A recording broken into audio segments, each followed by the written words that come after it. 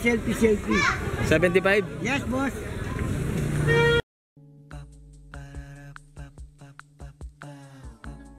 This is my family. Good morning. Ayan. It's 8 AM na, bukas na yung Rob. Bukas na yung supermarket.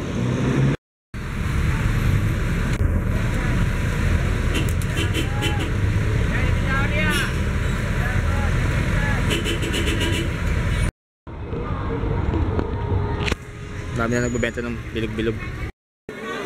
Nakakita rin ako ng tahong 100 daw sa kilo. Sandaan natin.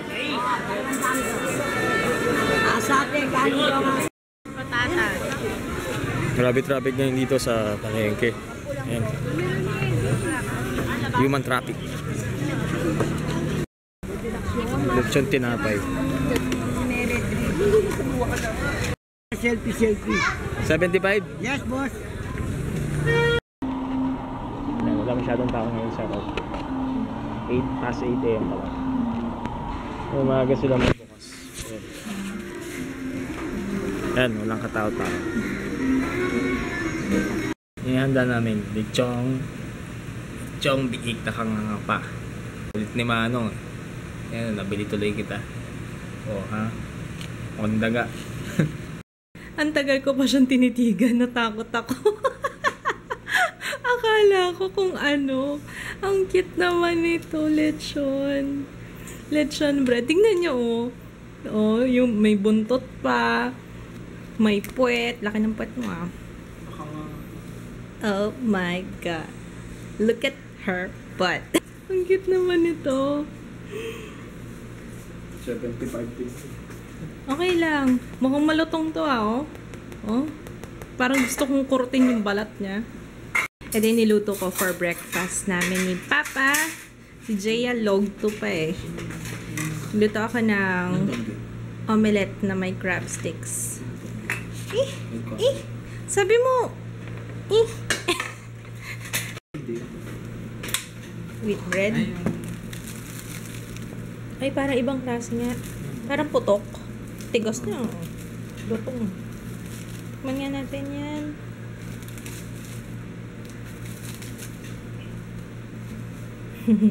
Sa puwet mo na. O, ayoko kung ano yung mouth niya. Yung... Sa puwet mo na. Huh? Yeah. Puwet pa talaga. I'm sorry, lechon. Ay, oo. Yung gusto nating tinapay. Yung... yung hiniwa sa ano.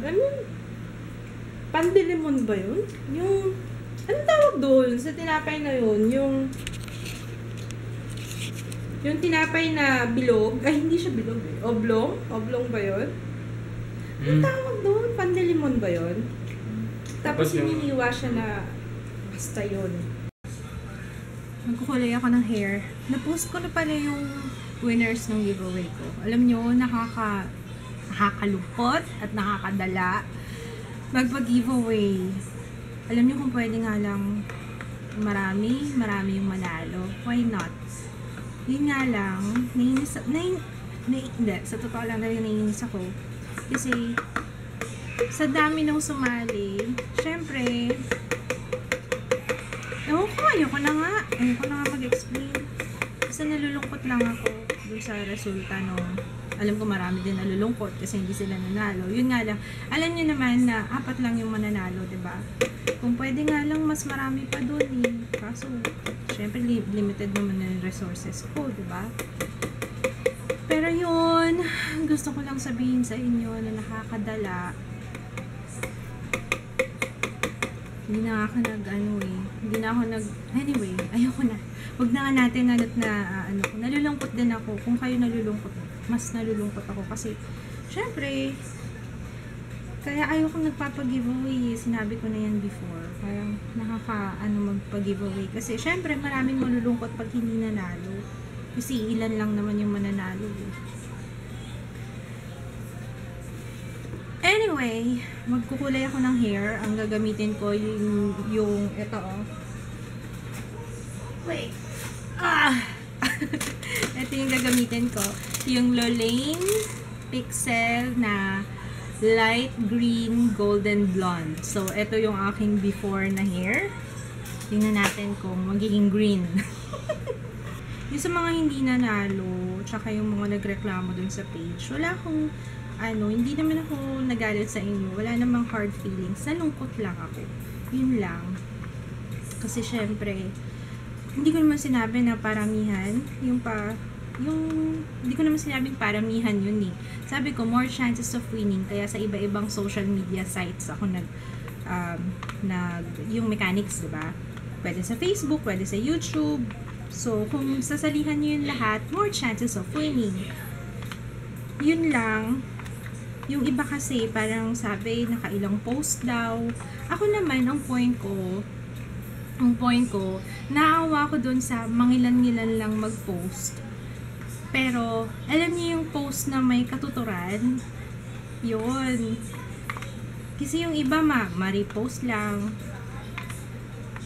Good luck, ganun lang. Pero, wala, hindi naman no hard feelings. Ayan na may next giveaway pa. Diba sinabi ko naman, kung nanonood kayo ng vlogs, diba sabi ko nga, for next month, meron akong giveaway ulit. Kaya nga sa susunod, gano'n na nga lang gagawin ko laging surprise para, incentive lagi dun sa mga talagang nanonood. Bakit ganito yung color niya? Sangsang na amoy. Ito ayaw ko dito eh.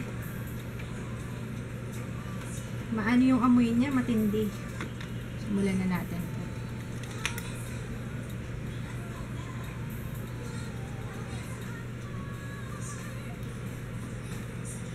I think I could understand how it feels to love a girl. I swear I'd be a better man.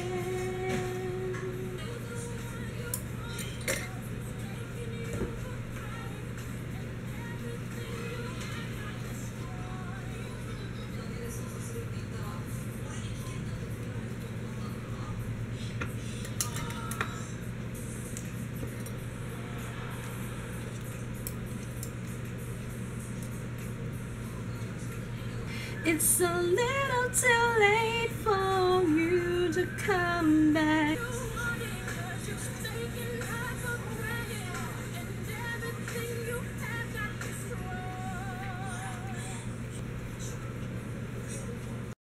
Yung kilay ko, iba na yung kulay. hindi na ako sanay.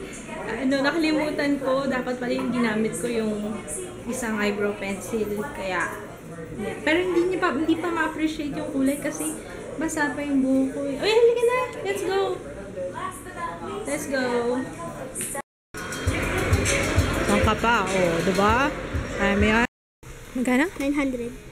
900. So, may change pang 100.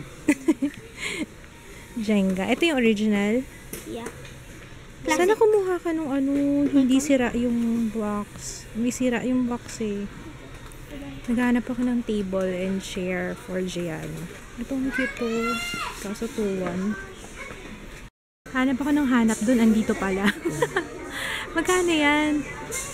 Tingnan natin. Naghahanap naman kami. Desk ni Gianna.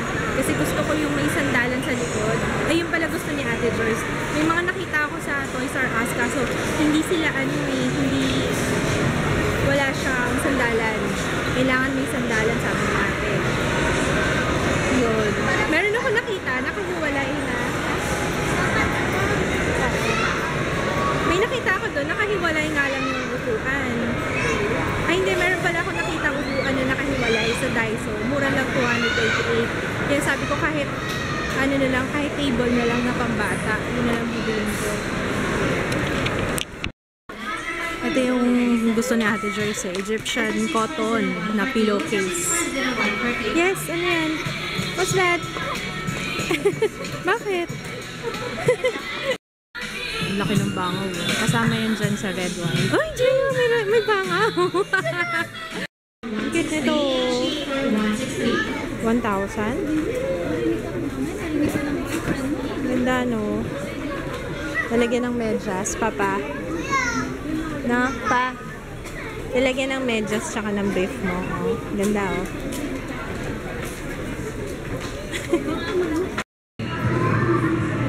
sana ito. Ang ganda nito. May ano pa. Okay na lang. Kasi Napo-fold yung upuan mo. Napo-fold pa. Tapos 2 chairs. Dalawa rin yung chairs. Ano lang? Hindi ko alam eh. Oh, ito 1-3. Mukhang babagsak kami dito. Pero ang ganda, diba? Oh. Ay, anak yung tuhod mo, ha? Huwag lumuhod. Ganda.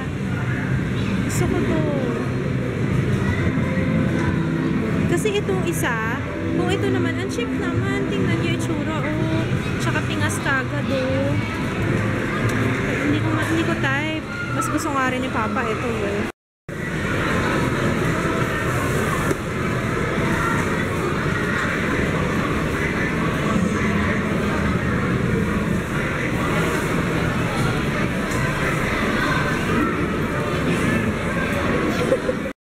Yun o, may kasama ng panlinis. Naghahanap kami ng ano. Ang ganda to ah. Sige nga, open mo. Meron siyang ano. Meron siyang, uy, huwag mo ilagay sa mouth mo. Ikaw talaga parang bata.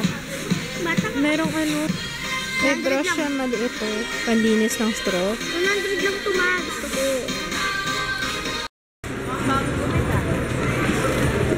Shoes again. Shoes again si Papa. Sayang kasi sale eh. Last day na nila ng sale.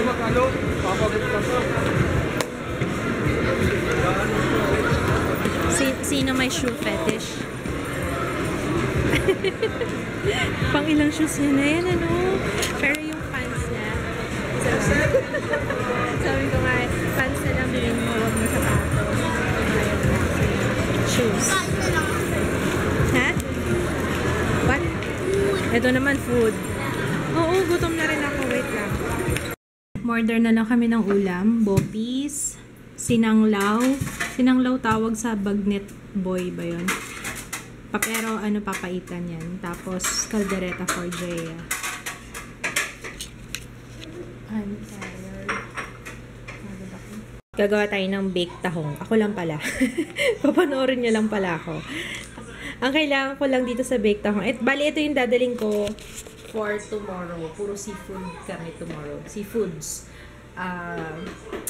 Ang alam ko, bibili kami ng, sana makabili kami alimango, tsaka hipon, tapos ito, dala ko, tahong. Kasi hindi ko alam kung gagawa pa ako ng maki. Tingnan ko, may extra time ako tomorrow, magdadala ako. Ano nga pala, lalagyan daw ng suka yung kanin. Pero Japanese vinegar yata yung sinasabi. Pero, ewan ko. Tapos may isa pang tip pa ako nabasa doon na, huwag daw masyadong luto or kontian lang yung tubig para hindi siya ganun ka-sticky. Yun nga rin yung isip ko. Sabi ko, siguro masyadong maraming tubig na nilagay ko. Anyway, so ito, yung butter, 3/4 lang yung gagamitin ko. Yan. Tapos ito na yung cheese. Quick melt yan. Ayan o, quick melt. Ihahalo ko lang siya. Dito. Pag hahalo-haluin ko lang yan. Cheese, butter, and then yung garlic. Ito yung garlic na tinadtad. Tapos mix lang. Yan, tinutulungan ako ni Jaya. Isa-spread lang yung hinalong butter, cheese, and garlic. Lalagay dun sa tahong. And then yan, iinitin lang yan. Microwave. Ito pala na steam na to ah. Pwedeng microwave, pwedeng oven. Ayan, tapos na. Tapos yung natira ng spread, nilagay ko na lang sa tinapay. Pang garlic bread tomorrow morning. O, diba? Lalagay lang natin to sa ref. Mga 11 daw, sabi ni Jo. Pupunta pa tayo Makapagal. Kasi nga doon kami bibili ng ng alimango. Doon kasi malalaki talaga yung alimango.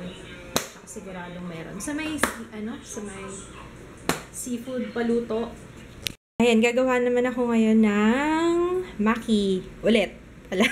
Maki ulit. Pero ito yung dadaling ko for tomorrow eh. At ang tawag pala dito, kasi minabasa ng comment, tinatanong ko ano daw to. Ang tawag dito is sushi mat. So, meron din niya available sa grocery. Sabi ko nga meron naman pala sa grocery. Pumunta pa kami ng Daiso. Tapos ito, ang tawag dito is nori or seaweed. Nori. Ayan, sinati ko siya sa gitna kasi gagawin ko ngayon yung maliit. Tingnan ko kung mas okay siyang ganon. Kasi nabibitin ako sa palaman. Para nakakoncentrate siya, konting rice lang. Tapos, marami naman yung aking, yung crab sticks. So, ito yung ingredients, ha? Nori, crab sticks, mango, tapos yung Japanese rice, konti lang yung sinain ko. Tapos, hindi ko siya masyadong niluto, kaya hindi siya ganun kadikit. Tapos, yung Japanese mayo, yung QP. QP pala, nak! Hindi QPie. Tama pala si Kits. Si Kits kasi Kimpi. Sabi niyo, yung mayonnaise, yung Kimpi. QP pala to.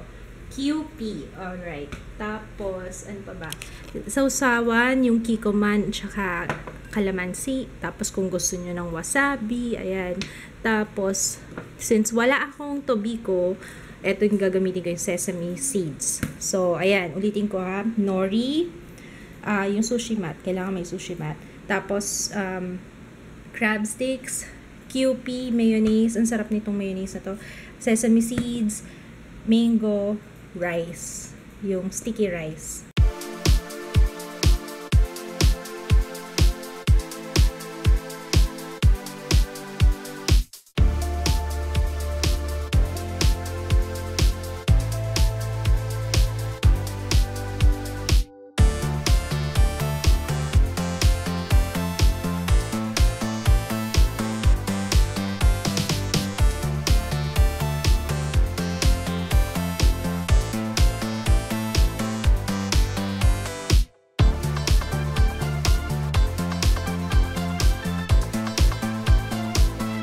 Ayan, natapos ko. 2 order ng maki. Yan yung dadaling ko tomorrow. So, naka-prepare na ako. Wala na akong gagawin bukas. Kasi yung bake tahong, nagawa ko na din.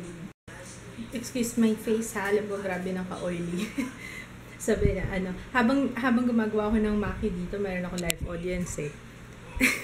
Ano sila mami nanonood sa akin. Nag-crave nga tuloy si mama ng maki. Si daddy di mahilig sa maki eh. Si mama lang.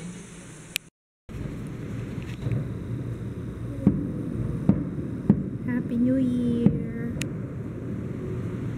Ana? That's it? No more? Bye. Bye. Bye. Mag-good night na kami kasi. Happy New Year! Happy New Year! Happy New Year. Wala silang balcony, so every time na magsasampay ka, may dala-dala kang timba, paakyat ng roof deck.